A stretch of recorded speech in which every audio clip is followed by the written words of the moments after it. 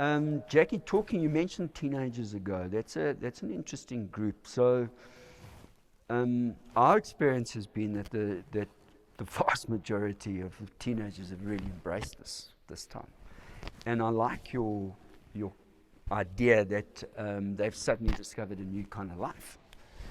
They may come back and find schooling, particularly because we don't know how sport's going to play out and so on, quite a dry place.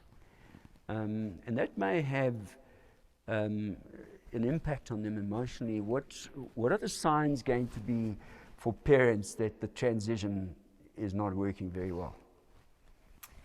I think throughout our lifespan, in our developmental stages, there are times for transitions. And when they arrive, they're difficult to go through. There are tasks you have to accomplish to move on to the next developmental stage. So everybody is going to be going through a struggle. And some people will manage it well, and others will need support to manage it. And I think it's about, especially for teenagers, getting to know myself. I work better at home on my own. I can be motivated, or I need the group, I need the other students to work. I think there needs to be a lot of inner reflection about where am I, how do I do it, what do I need to continue.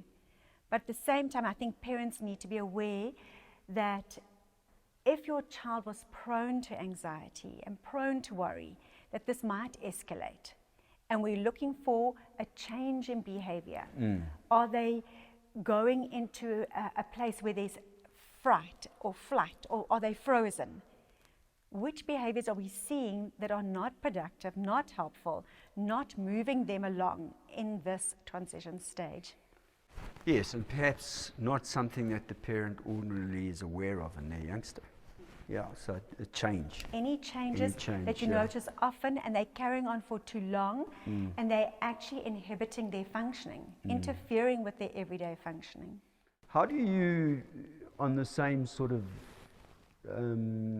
level here, how children, particularly younger children now, not so much teenagers, you're probably a bit more resilient, but I'm talking younger kids, your junior primary children, your early childhood development, you know, they're coming back to school, they've got to wear a mask, they've got to stand in a long line, wash their hands, they have their temperature taken.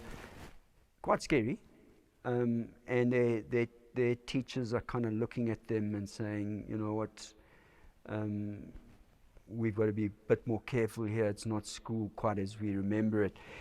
Is this going to be, does this have the possibility, Jaci, of changing the child's at-school experience from a happy-go-lucky child, lots of play, lots of touching and hugging and sport?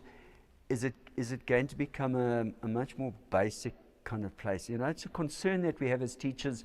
How do we, as teachers, I'm talking about now, continue to make it a happy place where children want to come to? I think that children will be nervous that the place they're going to is no longer a happy place, particularly because they've been told, don't go out, don't go to school, don't go to the shops, and now we're saying the opposite. Put on your mask, yeah. And some children haven't even left home, so they don't know what the outside looks like. I think we need preparation. Teachers need to be sending videos of what they look like with their mask on, showing them what the classroom will look like, what they will do on the playground, what it will look like when they're just a lot of information.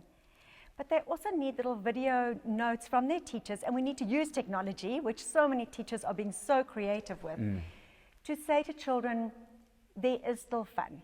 We're going to have fun, and we need to create the fun.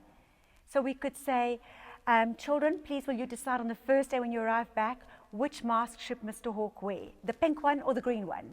And they can vote on it. You know, just bring in the fun element. Get the little ones to dress up in superhero outfits with masks for the first day. Play music at break, and when they're meant to come in, say, everybody stand where you are, we're going to dance. So changing the rituals, bringing in new rituals, putting up sticky notes in their classroom of what they're grateful for the day, what they see they've accomplished in themselves. It's definitely a growth mindset. We're looking at how can we bring back fun and different fun so the children want to come to school, expecting something beautiful to happen every day. Yeah, so in as much as teachers have been very creative with online learning and presenting stuff that is exciting to children and engaging with them on Google Groups and things like that. We are going to also need to put a lot of thought into the more formal return to school and teaching. That's what you're saying, basically. So we can't just treat it as business as usual. It's going to require a lot of creativity on our parts to assist children make that transition back to school and really enjoy it.